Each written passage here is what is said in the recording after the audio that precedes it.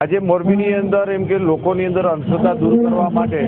અને ખાસ કરીને જે ભુવા ભરાડી અને તાંત્રિકો ફકીરો કે મુંજાવરોથી એની હાથ ચલાકી ગોઠવણ કે રસાયણ વિજ્ઞાન ભૌતિક વિજ્ઞાનના આવી ચાલાકી કરી અને ચમત્કારના નામે જે છેતરપિંડી કરે છે એનો પોલકોલ કાર્યક્રમ રાખવામાં આવ્યો છે। લોકોમાં વૈજ્ઞાનિક અભિગમ દ્રષ્ટિકોણ આવે તે માટે આવ્યા છે। જે પાખંડીઓ છે લેભાગુઓ છે તેના સાવધાની માટેનો કાર્યક્રમ છે। અમે લોકોને અપીલ કરી છે કે કોઈ પણ વિશ્વ આખાની અંદર કોઈ ચમત્કાર થઈ શકતો નથી અને ચમત્કાર નામે